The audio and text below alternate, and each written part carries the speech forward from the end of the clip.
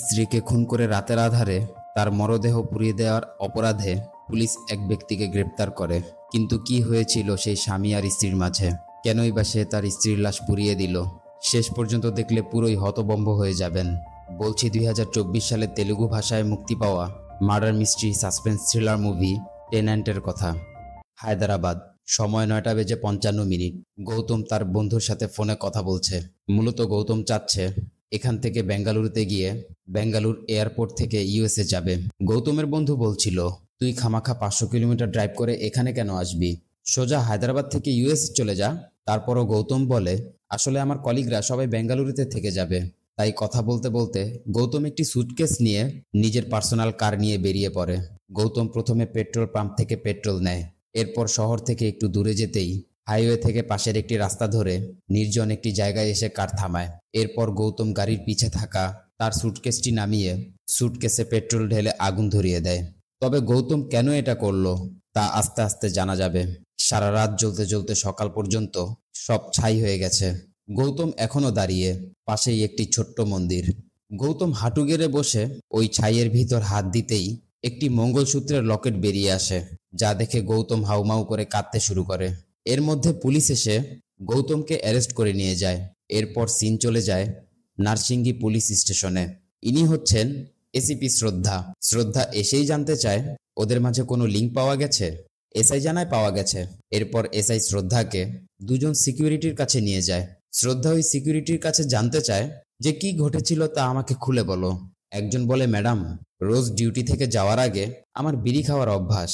গতদিনও তাই করছিলাম। হঠাৎ অ্যাপার্টমেন্ট থেকে কিছু পড়ার শব্দ পাই। তাই আমি দ্রুত গিয়েই দেখি রক্তাক্ত অবস্থায় পড়ে আছে। আমি সাথে সাথে অ্যাপার্টমেন্টের প্রেসিডেন্টকে কল করি। এরপর পুলিশকে জানালে সকাল নাগাদ সবাই এসে পড়ে। এরপর সেখানে কি হয়েছিল সিকিউরিটি সব বলতে থাকে। সিকিউরিটির জবানবন্দি নিয়ে শ্রদ্ধা গৌতমকে জিজ্ঞাসাবাদ শুরু করে। শ্রদ্ধা বলছিল, তুমি বেঙ্গালুরুতে থাকা অবস্থায় তোমার ওয়াইফ বাসা থেকে মিসিং হয়েছে। এই মর্মে তুমি অনলাইনে কমপ্লেন করেছো, অথচ তুমি নিজেই তোমার ওয়াইফকে ফ্ল্যাটের মধ্যে মেরে সুটকেসে করে 120 কিলোমিটার বেঙ্গালুরুতে গিয়ে পুড়িয়ে দিয়েছো। এখন বলো কেন বা কিভাবে তোমার স্ত্রীকে মেরেছো? গৌতম প্রথমেই গতদিনের কথা কল্পনা করে, যখন গৌতমের স্ত্রীর বডিটি বেডে পড়েছিল আর গৌতম রুমের বাইরে দাঁড়িয়ে। গৌতম বলে, 6 বছর হলো আমি চাকরিতে যোগদান করেছি। প্রথম বছর চাকরির কাজের প্রেশারেই কেটে যায়। এরপর পরিবার থেকে বিয়ের জন্য প্রেশার দিতে শুরু করে। একদিন আমার পরিবার আর্জেন্ট আমাকে বাড়িতে ডাকে। কি জন্য ডেকেছে প্রশ্ন করার আগেই তারা আমাকে একটি সিচুয়েশনে ফেলে দেয়। সিন চলে যায় পাস্টে। গৌতমের পরিবার গৌতমের কাজিন সন্ধ্যার সাথে তার বিয়ে ঠিক করেছে। গৌতমের কি করার? এদিকে সন্ধ্যা আগে থেকেই গৌতমকে ভালোবাসে, তাই পরিবারের সবার সম্মতিতেই তাদের বিয়েটা হয়। বিয়ের পরেই গৌতম সন্ধ্যাকে তার হায়দ্রাবাদের ওই ফ্ল্যাটে নিয়ে আসে। দুজন মিলে সুখের সংসার শুরু করে। গৌতমও যখন সুযোগ পেত শ্রদ্ধাকে শপিংয়ে নিয়ে যেত। শ্রদ্ধার আবার 5 স্টার চকলেট খুবই পছন্দ, এজন্য সুযোগ পেলেই সে বক্স ধরেই কিনে নিয়ে আসতো। গৌতম আর সন্ধ্যা খুব আনন্দেই দিন কাটাচ্ছিল। হঠাৎ এর মধ্যেই গৌতমের কোম্পানিতে গৌতম প্রমোশন পায়। তবে 2 মাস পরেই গৌতমকে ইউএস যেতে হবে। অবশ্য সন্ধ্যা ভাবছে ওই সময়টা সে নিজেই বাড়িতে কাটাবে, এজন্য মায়ের সাথেও কথা রেখে বলেছে। এখান থেকে সিন প্রেজেন্টে। শ্রদ্ধা বলে ওঠে, তুমি যা করেছো আর তুমি যা বলছো তার সাথে তো কোনোই কানেকশন নেই। শ্রদ্ধা তখন জানায়, আজ সকালেই তুমি যেই অ্যাপার্টমেন্টে থাকো ঠিক তোমার সামনের ফ্ল্যাটের ব্যালকনি থেকেই একটি ছেলে পড়ে গেছে। ছেলেটির অবস্থা এখন আশঙ্কাজনক। আর এই ঘটনা যখন ঘটেছে ঠিক সেই সময় তুমি হাইওয়ের পাশে দাঁড়িয়ে তোমার ওয়াইফের বডি পুড়াচ্ছিলে। যেই ছেলেটি পড়েছে তার নাম ঋষি। নাম বলার সাথে সাথেই গৌতম একদম চমকে ওঠে। শ্রদ্ধা আরও জানায়, ঋষির যোগসূত্র থেকেই তারা গৌতমের কাছে পৌঁছেছে। কারণ যেই গৌতমের গতরাতে বেঙ্গালুরুতে থাকার কথা ছিল তাকে তার ওয়াইফ সন্ধ্যার সাথে অ্যাপার্টমেন্টের সিসিটিভিতে দেখা গেছে। একদিকে সন্ধ্যার খুন হয়েছে, আবার ঋষি বেলকুনি থেকে পড়েছে। এজন্য এখন তাদের সন্দেহটা অ্যাফেয়ারের দিকে যাচ্ছে। এখান থেকে সিন চলে যায় হসপিটালে। ঋষি এখন আইসিইউতে অচেতন অবস্থায় পড়ে আছে। আপনাদের বোঝার স্বার্থে আমি বলে রাখছি, এখান থেকে স্টোরি 2 দিকে যাবে। একটি গৌতমের স্টোরি আর অন্যটি ঋষির স্টোরি। শ্রদ্ধা ঋষিকে জাগানোর অনেক চেষ্টা করে, কারণ ঋষি একমাত্র কোনো ক্লু দিতে পারবে। অবশ্য ঋষির জ্ঞানও ফিরে আসে। তবে প্রথমে সে শুধু শ্রাবণীর নামটা বলে। আর এখান থেকেই সিন ফ্ল্যাশব্যাকে। শ্রাবণী মূলত ঋষির গার্লফ্রেন্ড। শ্রাবণী কল করে জানায় যে আমি তোমার কাছে আসছি, কিন্তু ঋষি বোঝায় মাত্র 1 মাস হলো আমি চাকরিটা পেয়েছি, আমার নিজের থাকার অবস্থা এখনো ঠিকমতো হয়ে ওঠেনি, এর মধ্যে হঠাৎ করে তুমি চলে আসলে কিভাবে হবে। শ্রাবণী বলে আমি বাসে উঠে গিয়েছি, আমি এলে তুমি সব বুঝতে পারবে। এই বলে শ্রাবণী কল কেটে দেয়। ঋষিও পড়েছে এখন মহাবিপদে। এর মধ্যে ঋষির রুমমেটরাও এসে পড়ে। এই ছেলেটার নাম স্যান্ডি। স্যান্ডি ফ্ল্যাটে ঢোকার আগেই পাশের ফ্ল্যাটেই মানে গৌতমদের ফ্ল্যাটেই নক করে। ভিতরে গৌতম তখন সন্ধ্যার বডির পাশে বসে আছে। গৌতম বেলের শব্দ পাওয়া মাত্রই একটি ছুরি হাতে দরজা খুলে দেখে স্যান্ডি। স্যান্ডি বলে আপনাকে চিন্তিত লাগছে কেন, কোনো সমস্যা হয়েছে? গৌতম জানতে চায় তুমি কি চাও। স্যান্ডি বলে কিছু না, শুনলাম ইউএস যাবেন, তাই বাই বলতে এলাম, দিদিকে দেখছি না যে। গৌতম বলে ওকে থ্যাঙ্কস বলেই দরজা লাগিয়ে দেয়। এরপর স্যান্ডিরা ফ্ল্যাটে গিয়ে রহিন আর প্রকাশের সাথে ড্রিঙ্কস শুরু করে। এর মধ্যে রিশু এসে জয়েন করে আর জানতে চায় যে কাব্যে এখন কোথায়। মূলত কাব্যে আর মেঘনা নামে দুটি মেয়ে তাদের সাথেই থাকে। ঋষি স্যান্ডিদের সাথেও শ্রাবণীর আসার বিষয়টা শেয়ার করে যে হঠাৎ কিছু না বলেই ও আসছে। এর মধ্যে শ্রাবণী কল করে জানতে চায় আমি কোথায় নামবো। ঋষি বলে দেয় তুমি বাস স্ট্যান্ডেই নামো, আমি গিয়ে তোমাকে নিয়ে আসবো। এখানে প্রশ্ন আসতে পারে শ্রাবণী হঠাৎ করে কেন ঋষির কাছে যাচ্ছে, তাহলে চলুন সেটাই জেনে আসি। শ্রাবণীকে ছোট রেখেই শ্রাবণীর মা মারা যায়। শ্রাবণীর বাবাও আর বিয়ে করেনি। শ্রাবণী তার 3 আন্টির কাছে বড় হয়েছে। এই 3 আন্টির আবার 3 ছেলেও আছে, তারা সবাই এখন দেশের বাইরে সেটেল। তাই শ্রাবণীকে আন্টিরা বলছিল তুমি 3 জনের মধ্যে যে কোনো একজনকে পছন্দ করে বিয়ে করে ফেলো। কিন্তু শ্রাবণী ঋষিকে ভালোবাসে, তাই আন্টিদের শুধু বলে তাই আমার একটু সময় দরকার, আমি এখনই বিয়ে করতে চাচ্ছি না। তবে শ্রাবণী তার বাবাকে ঋষির কথা জানালে শ্রাবণীর বাবা তাকে বোঝায় যে দেখো মা, ওরা ওদের ভাইকে ভালোবাসে বলে সেই ভালোবাসা তোমার উপরও এসেছে, ওরা তোমার জন্য কত কি করেছে, শুধুমাত্র একটি ছেলের জন্য পরিবারের লোকেদের কষ্ট দিও না। শ্রাবণীও তখন বুঝতে পারে তার বাবা তাকে কি বোঝাচ্ছে। তাই শ্রাবণী তার বাবার এই কথার পরই বাড়ি ছেড়ে ঋষির কাছে চলে যাচ্ছে। এদিকে ঋষির মা ঋষিকে কল করে জানায় শ্রাবণীর বাবা তাদের বাসায় এসেছিল। শ্রাবণীর বাবা মূলত ঋষির মাকে বোঝাতে এসেছিল। সে ঋষির মাকে সবকিছু খুলে বলে যে মেয়েটা ছোট থাকা অবস্থায় মা মারা গেছে, আমার তখন বিয়ের বয়স থাকতেও আমি বিয়ে করিনি, কারণ আমার 3 বোন ওকে লালন পালন করছিল। এখন ওদের বয়সটা যেমন, ওদেরকে কিছু বললেও ওরা বুঝতে পারবে না। তাই আপনি আপনার ছেলের সাথে একবার কথা বলেই দেখুন, ওকে একটু বোঝান, তারপরও ওরা যদি না বুঝে তাহলে আর কি করার। এই বলে শ্রাবণীর বাবা চলে যায়। মূলত ঋষির মা এতদিন কিছুই জানতো না, কারণ ঋষি তার মাকে কিছুই জানায়নি। ঋষি তার মাকে শুধু বোঝায় যে শ্রাবণী আমাকে না বলেই আসছে, তুমি এসব নিয়ে চিন্তা করো না, আমি পরে তোমাকে সব বুঝিয়ে বলবো। মায়ের ফোন রেখে ঋষি বের হচ্ছিল। স্যান্ডি জানতে চায় কোথায় যাচ্ছিস। ঋষি বলে পাশের ফ্ল্যাটে, ওই গৌতম আর সন্ধ্যাদের ফ্ল্যাটে। সন্ধ্যা নাগাদ শ্রাবণী চলে আসবে।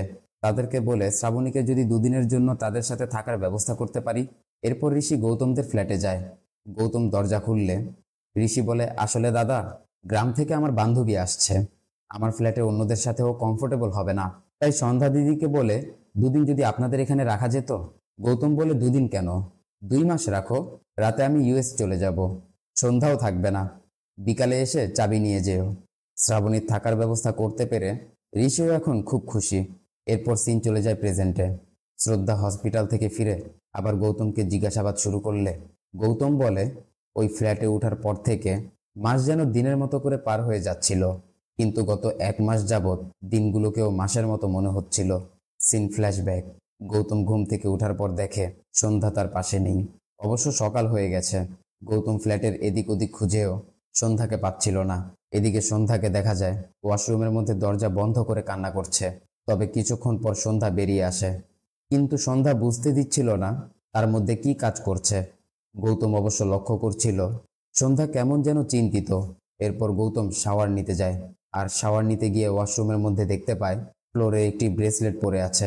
এটা দেখার পর গৌতম কোনো রকম কিছু না বলেই সোজা অফিসে চলে যায়।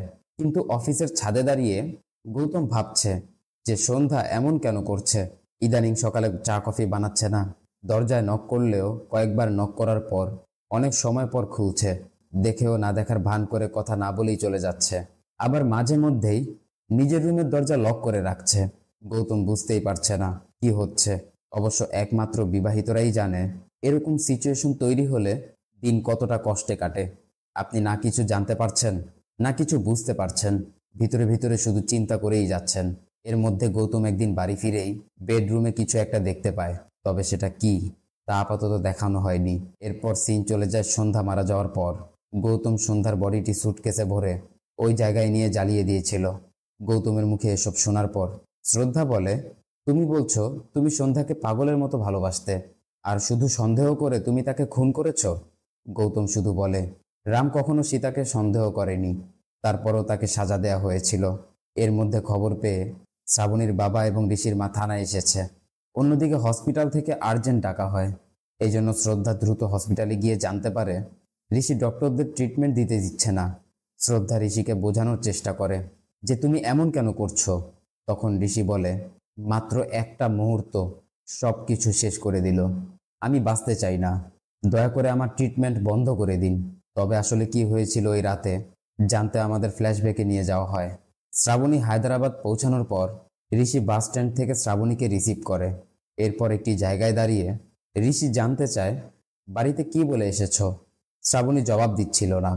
ঋষি বলে, দেখো, এটা এমন কোনো বিষয় না যে চাইলাম আর সলভ হয়ে গেল। এই জন্য আমাকে তোমার বাবার সাথে, আমার মায়ের সাথে কথা বলতে হবে, সবার সাথে কথা বলে তারপর একটা ডিসিশনে আসতে হবে। তুমি তোমার বাবাকে কল করো, আমি তার সাথে কথা বলছি। শ্রাবণী ফোন হাতে নিয়ে দেখে তার বাবা তার ফোনে 9 বার কল করেছিল। শ্রাবণী তাকে কল ব্যাক করলে শ্রাবণীর বাবা জানতে চায়, তুই শ্রুতির কাছে পৌঁছেছিস? অপর পাশ থেকে ঋষি বলে ওঠে, আঙ্কেল আমি ঋষি, আমি জানতাম না ও আমার কাছে আসবে। কিন্তু শ্রাবণীর বাবা বলে, আমি জানতাম ও কারো কথা শুনবে না। যাই হোক, কাল আমি তোমার মাকে নিয়ে তোমাদের ওখানে আসছি, এসে তারপর আলোচনা করব। এই বলে শ্রাবণীর বাবা ফোন রেখে দেয়। আর তাদের আসার কথা শুনে দুজনেই খুশি, কারণ তাদের সমস্যাগুলো সলভ হয়ে যাচ্ছে। এরপর ঋষি শ্রাবণীকে তার অ্যাপার্টমেন্টে নিয়ে যায়। ঋষি এসেই দেখে গৌতমদের ফ্ল্যাটে কেউই নেই, বেল দিলেও খুলছে না। এজন্য ঋষি গৌতমকে কল করে। গৌতম তখন ড্রাইভ করছিল, এজন্য সে ঋষির ফোন ধরছে না। কিন্তু এভাবে তারা কতক্ষণ এখানে দাঁড়িয়ে থাকবে? এজন্য ঋষি বাধ্য হয়ে শ্রাবণীকে নিজের ফ্ল্যাটেই নিয়ে যায়। ফ্ল্যাটে তখন সবাই ছিল, সাথে কামিয়া আর মেঘনা নামের ওই মেয়ে দুটিকেও দেখা যায়। মূলত এরা দুজনও এই ফ্ল্যাটেই থাকে। শ্রাবণী ঢুকেই পুরোই হতবাক, কারণ সবাই তখন ড্রিঙ্ক করছে। ঋষি প্রথমে শ্রাবণীকে সবার সাথে পরিচয় করিয়ে দেয়, এরপর নিজের রুমে নিয়ে যায়। শ্রাবণীও তার রুমে গিয়ে তার ড্রেস চেঞ্জ করে ফ্রেশ হয়ে বাইরে আসে। এখন অবশ্য বেশ রাত হয়ে গেছে, সবার ক্ষুধাও পেয়েছে, কিন্তু খাবার শেষ।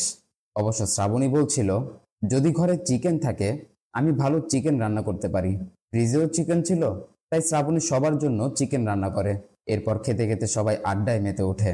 তবে এরপর কি হয়েছিল তা জানতে আমাদের আগে গৌতমের জবানবন্দি শুনে আসতে হবে। কারণ এইদিকে গৌতম বলছে, এর পরের দিনগুলো যেন বছরের মতো কাটছিল। সন্ধ্যা যতক্ষণ না বলছিল কি হয়েছে, আমিও আর সহ্য করতে পারছিলাম না। তখন আমিও রিয়েলাইজ করতে পারি, আমিও যেমন জানার জন্য ছটফট করছি, সন্ধ্যাও বলতে চেয়ে বলতে না পেরে কতটাই না ছটফট করছে। সিন পাস্টে এমনটা সহ্য করতে না পেরে গৌতম বাধ্য হয়ে সন্ধ্যার হাত ধরে জানতে চায়, কি হয়েছে বলো, এখন অন্তত বলো, আমি কি কিছু করেছি? সন্ধ্যা তাও কিছুই বলছিল না। এজন্য গৌতম বলে যে সন্ধ্যাকে আমি জানি, সে কখনো খারাপ কিছু করবে না। আর এটা বলতেই সন্ধ্যা গৌতমকে জড়িয়ে ধরে কাঁদতে থাকে। আর এরপরেই আমাদের দেখানো হয় সন্ধ্যার সাথে কি ঘটেছিল। সন্ধ্যা একদিন গৌতমকে বিদায় দেওয়ার সময় কাব্যার সাথে তার দেখা হয়, আর এখানে কাব্যার সাথে পরিচয় হয়। কাব্যা জানায়, আমি পাশের ফ্ল্যাটেই থাকি। এরপর সন্ধ্যা একদিন সুপার শপে কেনাকাটা করতে যায়, সেখানেও কাব্যা আর মেঘনার সাথে দেখা হয়। কাব্যারা বলছিল, তুমি তো তোমার স্বামীকে ছাড়া কখনোই বের হও না, আজ এলে কিভাবে? এরপর তারা যখন বিল করতে যাচ্ছিল, সন্ধ্যা 5 স্টার দেখে একটি বক্স নিয়ে নেয়। আর এদিকে বিল করার সময় কাব্যারা দেখে সন্ধ্যা যা কিছু নিয়েছে এর সবগুলোই জেন্টস আইটেম, মানে পারফিউম, ক্রিম, সবকিছুই তার হাজবেন্ডের জন্য, মানে গৌতম যেসব ব্যবহার করে আর কি। তবে 5 স্টারের বক্স দেখে বলছিল, এটাও কি তোমার স্বামীর জন্য? তখন সেলসে থাকা মেয়েটি বলে ওঠে, এটা ম্যাডামের, কারণ ম্যাডাম এটা খুবই পছন্দ করে। সেদিন সুপার শপে দেখার পর সন্ধ্যা একদিন কাব্যা আর মেঘনাকে তার ফ্ল্যাটে চায়ের জন্য ইনভাইট করে। কামিয়ারাও সন্ধ্যাকে সারপ্রাইজ দিতে একটি ড্রেস গিফট করে, কিন্তু সন্ধ্যা এসব ড্রেস পরে অভ্যস্ত না। এজন্য কাব্যরা এক প্রকার জোর করেই সন্ধ্যাকে ওই ড্রেসটি পরায়। এরপর বলে, সত্যি সন্ধ্যা, এই ড্রেস পরে তোমাকে খুব সুন্দর লাগছে, তোমার বরটার খুবই ভাগ্য বটে। সন্ধ্যাও অবশ্য খুবই খুশি। এরপর একদিন মেঘনা এসে জানায়, আজ মেঘনার জন্মদিন। কামিয়া বলছিল বার্থডে কালকে কি গিফট দিবে। সন্ধ্যা তখন কি গিফট দিবে ইনস্ট্যান্ট বুঝতে না পেরে, সে যেহেতু 5 স্টার পছন্দ করে তাই মেঘনাকে একটি 5 স্টার গিফট করে। কামিয়াও তখন বাটি থেকে দুটি 5 স্টার নিয়ে একটি নিজে নেয়, আরেকটি সন্ধ্যাকেও দেয়। এরপর খেতে খেতে মেঘনা বলছিল, শুধু এটা দিলেই হবে না, আমার অন্য গিফট চাই, বিকেলে আমার বার্থডে পার্টিতে আসতে হবে। কামিয়া বলে, ও আমাদের ফ্ল্যাটেই আসে না আর তোর পার্টিতে যাবে। তবে এরপর তারা হাসতে হাসতে বেরিয়ে যায়। কিন্তু কামিয়ারা বের হওয়ার পর সন্ধ্যা যখনই দরজা লক করতে যাবে তখনই তার কেমন যেন ফিল হচ্ছিল। তার মাথা ঘুরছে, সামনের সবকিছু অস্পষ্ট দেখাচ্ছে। আর ঠিক তখনই স্যান্ডিকে দেখা যায় নিজেদের ফ্ল্যাট থেকে বেরিয়ে সন্ধ্যার দিকে এগিয়ে আসছে। এখানে আমাদের দেখানো হয় সন্ধ্যার সাথে পরিচয় হওয়ার পর কামিয়া একদিন স্যান্ডির সামনে ড্রিঙ্ক করতে করতে মেঘনাকে বলছিল, সন্ধ্যা এত সুন্দরী, যে কেউ ওকে দেখলে ফিদা হয়ে যাবে। শাড়িতে ওকে যা মানায় না, আর যেভাবে প্রতিদিন স্বামীকে বিদায় দেয়, আমারই দেখে জড়িয়ে ধরে কিস করতে ইচ্ছা করে। ওকে যে পাবে তার ভাগ্য। এর থেকে ফার্স্ট টাইম আমার বিয়ে করতে ইচ্ছা জাগছে। তখনই স্যান্ডি এসব কথা শুনে সন্ধ্যাকে ফলো করতে শুরু করে। বিভিন্ন সময় বিভিন্ন জায়গায় সন্ধ্যাকে দেখার পর স্যান্ডিও ফিদা হয়ে যায়। স্যান্ডি জানতো সন্ধ্যা 5 স্টার পছন্দ করে, তাই স্যান্ডি 5 স্টারের মধ্যে ড্রাগ মিশিয়ে দেয়। আর ওই ড্রাগ দেওয়া 5 স্টার প্যাকেটটি স্যান্ডি কামিয়াকে দিয়েই ওই ঘরে পাঠিয়েছিল। কামিয়াও নিজ হাতে ওই সময় শ্রদ্ধাকে সেটি দিয়েছিল, যেটা খেয়ে সন্ধ্যার এখন এই অবস্থা। আবার তারা জানতো গৌতম কোন ব্র্যান্ডের পারফিউম ইউজ করে, তাই স্যান্ডিও সেই ব্র্যান্ডের পারফিউম দিয়ে এসেছে। সন্ধ্যাও যেহেতু স্পষ্ট দেখতে পারছে না, তাই পারফিউমের ঘ্রাণে গৌতম মনে করে স্যান্ডিকে ঘরে ঢুকতে দেয়। এরপর স্যান্ডি নেশাগ্রস্ত অবস্থায় সন্ধ্যাকে নিয়ে তার বেডরুমে ধর্ষণ করে। যাওয়ার সময় স্যান্ডি বলছিল, দেখো সন্ধ্যা, বেশি ভাবতে যেও না, আজকের দিনের কথা ভুলে যাও, কারণ এতে করে তোমার স্বামী তোমার সাথে সুখে থাকবে। এই ছিল মূলত সন্ধ্যার সাথে ঘটা ঘটনা, যেটা সন্ধ্যা গৌতমকে জানিয়েছিল, আর এখন গৌতম শ্রদ্ধাকে জানাচ্ছে। এবার আসি ঋষি আর শ্রাবণীর স্টোরিতে। স্যান্ডি যেহেতু চরিত্রহীন আর নেশাগ্রস্ত ছিল, তাই ওই রাতে শ্রাবণীকে দেখার পর স্যান্ডি নিজেকে কন্ট্রোল করতে পারছিল না। এজন্য স্যান্ডি ঋষির দরজা নক করে, আর ঋষি দরজা খুলতেই স্যান্ডি ঋষিকে একটানে বাইরে বের করে ভিতরে গিয়ে দরজা লাগিয়ে দেয়। এরপর স্যান্ডি জোরপূর্বক শ্রাবণীকে রেপ করে। এরপর স্যান্ডি বেরিয়ে এলে ঋষির সঙ্গে সঙ্গে স্যান্ডিকে নিয়ে ধরে মারতে যাচ্ছিল, কিন্তু ঋষি দেখে এই ফাঁকে অন্য দুজনও ঢুকে পড়েছে। তারাও ঢুকে দরজা লাগিয়ে দেয়। ঋষিও অসহায়ের মতো কিছুই করতে পারে না। তারই 3 রুমমেট তার চোখের সামনেই তার ভালোবাসার মানুষটিকে পালাক্রমে ধর্ষণ করছে। ঋষি এটা কিছুতেই মানতে পারছিল না। এজন্য ঋষি ওই 3 নেশাগ্রস্তকে খুন করে ফেলে, যা দেখে ভয়ে কামিয়া আর মেঘনাও সেখান থেকে পালিয়ে যায়। এরপর শ্রাবণী বেরিয়ে আসে। শ্রাবণী ঋষিকে বলে, আমি তোমার কথাও শুনিনি, আমি বাবার কথা শুনিনি। ঋষি শ্রাবণীকে বোঝায়, এখানে তোমার কোনো দোষ নেই, তুমি ভেঙে পড়ো না। আমি তোমাকে বলেছিলাম না আমার আরেকটা জব অফার আছে, আমরা এখান থেকে তোমার পছন্দের জায়গা বেঙ্গালুরুতে চলে যাব। তোমার বাবার সাথেও আমি কথা বলবো, আমার মাও আমাদের সাথে এসে থাকবে, প্লিজ তুমি কিছু বলো। শ্রাবণী কোনো জবাবই দিচ্ছিল না। শ্রাবণী শুধু ঋষির দিকে একবার তাকায়, এরপর এক দৌড়ে ব্যালকনি থেকে ঝাঁপ দিয়ে নিচে পড়ে যায়। ঋষিও সাথে সাথে ঝাঁপ দিয়ে পড়ে যায়। তার মানে ওই রাতে দুজনেই পড়েছিল। সকাল হতেই পুলিশ, অ্যাম্বুলেন্স সব আসে, তবে শ্রাবণী স্পটেই মারা যায়। আর ঋষি বেঁচে থাকায় ঋষিকে হসপিটালে নেওয়া হয়েছিল। সিন প্রেজেন্টে ঋষির অবস্থা আশঙ্কাজনক ছিল। এর মধ্যে ঋষিও মারা যায়। হসপিটালের করিডোরে ঋষি আর শ্রাবণীর দুজনের বডি এনে তাদের বাবা মায়ের সামনে রাখা হয়। শ্রদ্ধাও এখন পুরো বিষয়টা বুঝতে পেরেছে।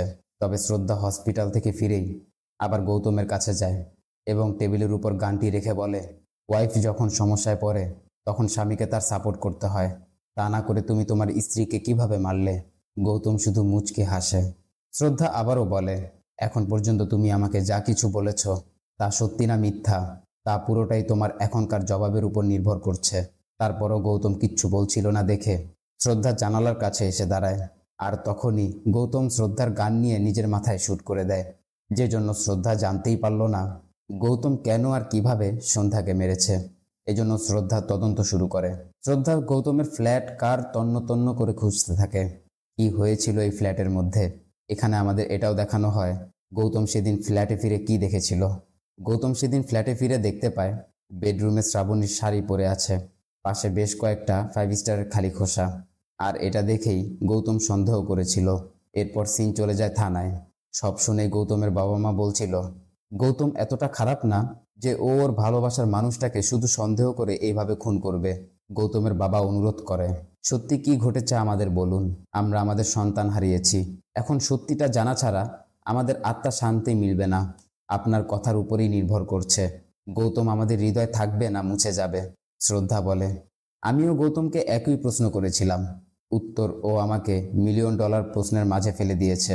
এখানে আমাদের দেখানো হয় গৌতম শ্রদ্ধাকে বলেছিল, রাবণ যখন সীতাকে অপহরণ করলো, রাম কেন সীতাকে শাস্তি দিয়েছিল? সে নিজেকে ওখানে শাস্তি দিয়েছিল। আর এই প্রশ্নের জবাব খুঁজতে খুঁজতে শ্রদ্ধা ওই স্থানে গিয়ে খুঁজে পায় যেখানে গৌতম শ্রাবণীর বডিটি পুড়িয়েছিল। শ্রদ্ধার চোখ পড়ে ওই ছোট্ট মন্দিরের দিকে যেখানে মূর্তির পিছে একটি কাগজ রাখা ছিল। শ্রদ্ধা হাতে নিয়ে বুঝতে পারে এটা সন্ধ্যার হাতের লেখা চিঠি, যেখানে সন্ধ্যা লিখেছে, আমি ভয় পাচ্ছি গো, আমি ভয় পাচ্ছি। আমি এই ভেবে ভয় পাচ্ছি না যে আমার সাথে কি হয়েছে বা সামনে কি হবে। তুমি আমার স্তব্ধতা সহ্য করতে পারছো না, কিন্তু যেইভাবে আমার সত্যতা সহ্য করছো সেটা তোমার ভালোবাসা। আমি এখন বুঝতে পারছি ভালোবাসা কতটা বড় হয়। তোমার ভালোবাসা প্রতিটা মুহূর্ত আমাকে প্রোটেক্ট করছে, আর আমি তোমার এই ভালোবাসারই ভয় পাচ্ছি। তুমি আমাকে বলেছ আমরা দূরে কোথাও চলে যাব। আমি যদি বাইরের কাউকে ভয় করতাম তাহলে দূরে গিয়ে সব ভুলে বসবাস করতাম, কিন্তু আমি তোমার ভালোবাসার ভয় পাচ্ছি। আমি ভয় পাচ্ছি আমার প্রতি তোমার ভালোবাসা নষ্ট হয়ে না যায়। তুমি আমার সবকিছু, কিন্তু এই একটি বিষয় আমি স্বার্থপর হতে বাধ্য হচ্ছি। আমি জানি আত্মহরণ কাপুরুষের কাজ, তারপরেও এটা আমার সমস্যা সমাধানের একমাত্র উপায়। আমাকে তুমি ক্ষমা করো। তোমার কাছে আমার একটি অনুরোধ আছে, কেউ যেন আমার মৃত্যুর বিষয়ে কিছু জানতে না পারে, এমনকি আমাদের পরিবারও না। আর এটা আমার শেষ ইচ্ছা না, তোমার কাছে চাওয়া আমার প্রথম ইচ্ছা। মূলত এই চিঠি লিখেই সন্ধ্যা আত্মহরণ করেছিল, আর এই চিঠিটা পাওয়ার পরই গৌতম শ্রাবণীর কথা রাখতে, মৃত্যুটাকে লুকাতে এখানে এনে পুড়িয়ে দিয়েছে। আর শেষ পর্যন্ত গোপন রাখতে সর্বোচ্চ চেষ্টা করে গেছে। শেষমেশ নিজেকেও শেষ করে দিয়েছে, কারণ সন্ধ্যাকে ছাড়া গৌতম বাঁচতে চায়নি। পৃথিবীতে কোনো স্থানই মেয়েদের জন্য নিরাপদ নয়, তবে আপনাকেও এর জন্য সচেতন হতে হবে। এমন কারো সঙ্গে বা এমন কোনো স্পটে, এমন কোনো স্থানে যাওয়া যাবে না যেখানে নিজের নিরাপত্তা নিয়ে প্রশ্ন ওঠে। আর যারা বাসা নিয়ে থাকেন তাদের বাসা ভাড়া নেওয়ার আগে যাচাই করে নিতে হবে আশেপাশে কারা থাকে, জায়গাটা কেমন, আপনার বা আপনার পরিবারের জন্য কতটা নিরাপদ। মুভিটি কেমন লাগলো কমেন্টে জানাবেন। ভিডিওটি ভালো লাগলে ভিডিওটিকে লাইক দিয়ে চ্যানেলটিকে সাবস্ক্রাইব করতে একদমই ভুলবেন না। দেখা হবে অন্য কোনো মুভি বা সিরিজের এক্সপ্লেনেশন ভিডিওতে। ততক্ষণ সবাই ভালো থাকবেন, সুস্থ থাকবেন। আল্লাহ হাফেজ।